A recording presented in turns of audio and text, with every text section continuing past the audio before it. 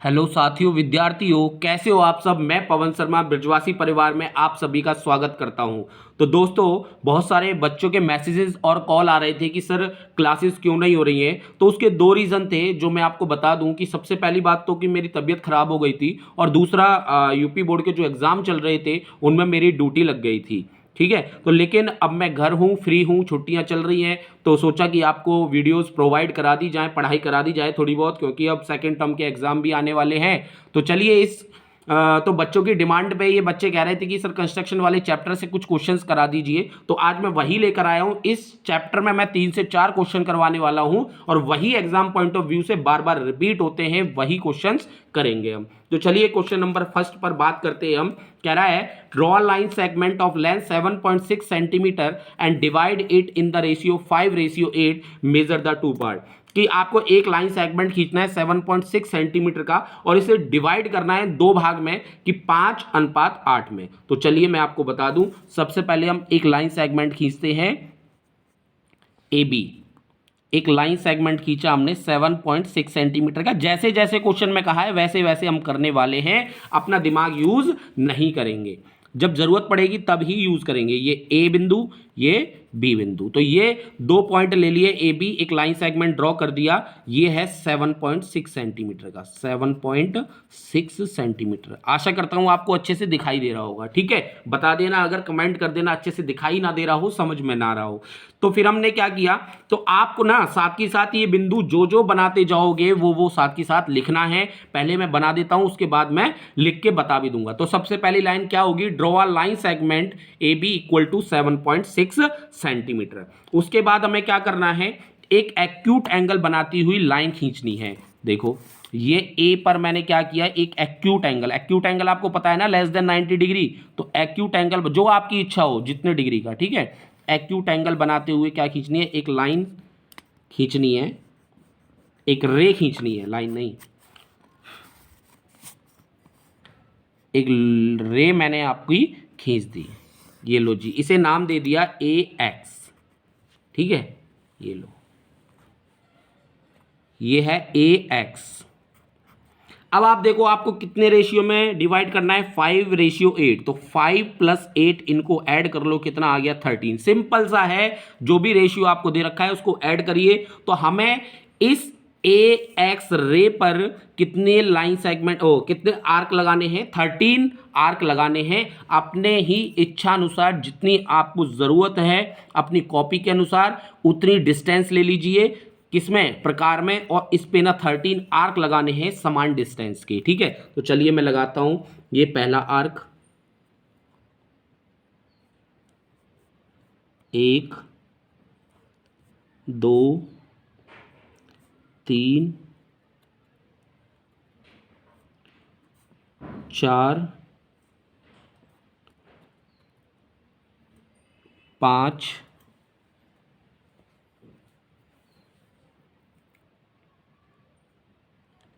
6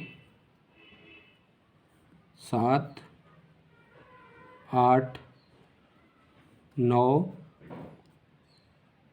10 11 12 13। इसे थोड़ा सा आगे बढ़ा दिया जाए, छोटी पड़ गई है लाइन।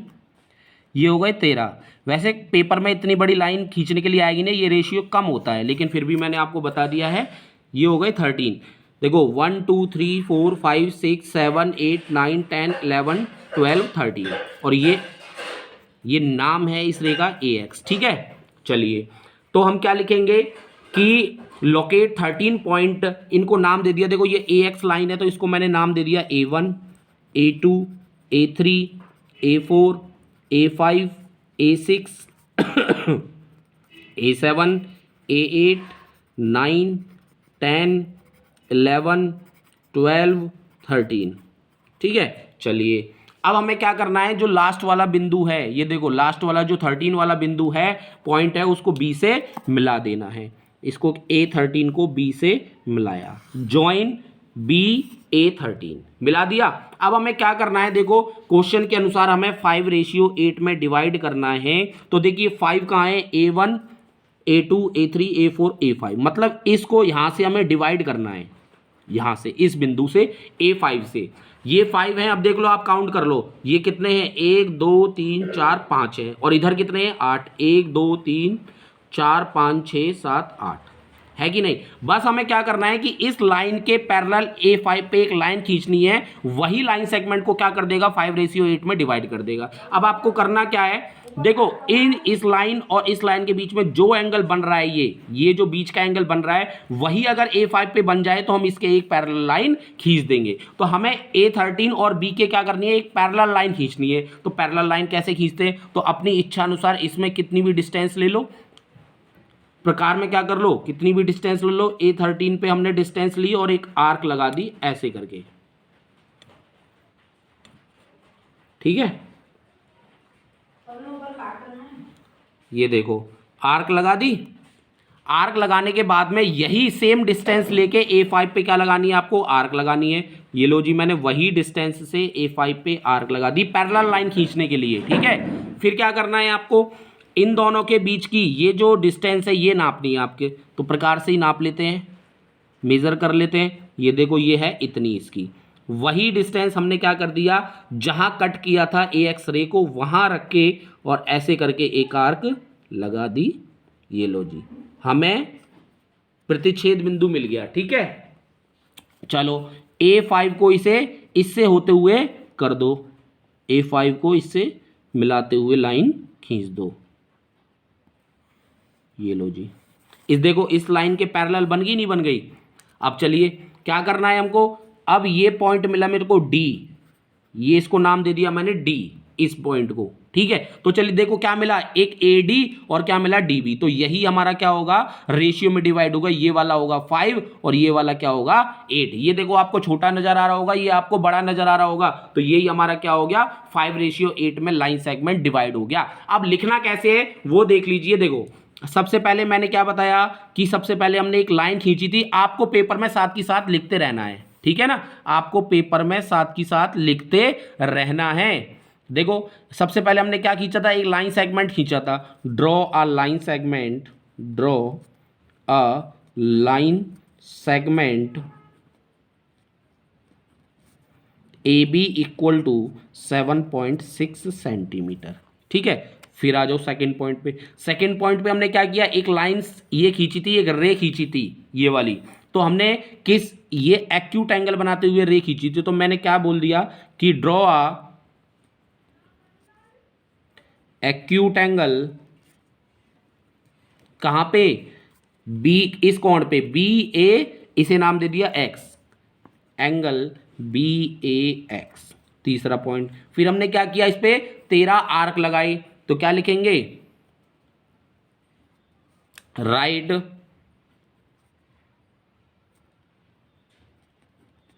13 पॉइंट, यार लोकेट कर दो, राइट की जगह क्या लिख दो, लोकेट लिख दो। लोकेट किए ना हमने, लोकेट 13 पॉइंट, कौन कौन से, A1, A2, A3, A4 dot dot dot A13। और वेयर जहां क्या है, सारे पॉइंट बराबर हैं। कैसे, A1 A2 की डिस्टेंस किसके बराबर है, A2 A3 के बराबर, A3 A4 की बराबर, ऐसी dot dot dot A12 A13 की सारी डिस्टेंस क्या है, बराबर है सबकी। फिर हमने क्या किया, फोर्थ पॉइंट में हमने A13 को किससे, B से ज्वाइन किया था, तो ज्वाइन A13 टू B, ठीक है। फिर पांचवें पॉइंट में हमने क्या किया था कि इस लाइन के पैरेलल हमने A5 पे क्या खींची थी, एक लाइन खींची थी। तो थ्रू पॉइंट किसके, A5, किस पॉइंट पे, A5 पे, through point A5 draw a line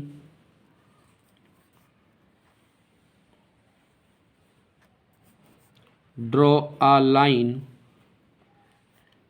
कौन सी लाइन, A5D, जो मैंने मिलाया था पैरेलल किसके, A13B के, A13B के। देखो ये रही, आपको दिखाई दे रही होगी, A5D के पैरेलल A13B, ये हमने क्या किया, इनको मिलाया था।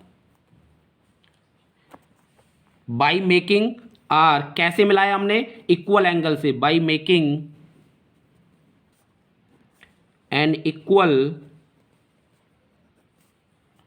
एंगल ऑफ, कहाँ पे इक्वल एंगल, कौन सा देखा था हमने? ये वाला, यहीं पे से, यहीं से तो किया था हमने। तो चलिए ये लिख दीजिए आप यहाँ पे, एंगल ए B13 बी। भाई B13 जो बीच में लिखा होता है वही एंगल माना जाता है। यहाँ पे A13 है, सॉरी A13 बी। ठीक है, चलिए तो अब क्या हो गया? सो हम क्या लिखेंगे? अभी बताया कि ए डी अनुपात डी बी किस रेशियो में आए? 5:8 में। यही हमारा प्रूफ हो गया। तो आशा करता हूं दोस्तों आपको समझ में आया होगा, और समझ में आता है तो मेरा एक ही काम होता है कि आप अपने दोस्तों को जरूर शेयर किया करिए, ठीक है? क्योंकि जितने बच्चे पढ़ेंगे फ्री ऑफ कॉस्ट मुझे उतना अच्छा लगेगा, और आप भी अपना मुस्कुराते रहिए, पढ़ते रहिए। बस देखो, पढ़ाई करोगे तो रेगुलरिटी और कंसिस्टेंसी जो बच्चे बना के रखते हैं वो अपने जीवन में सफल होते हैं।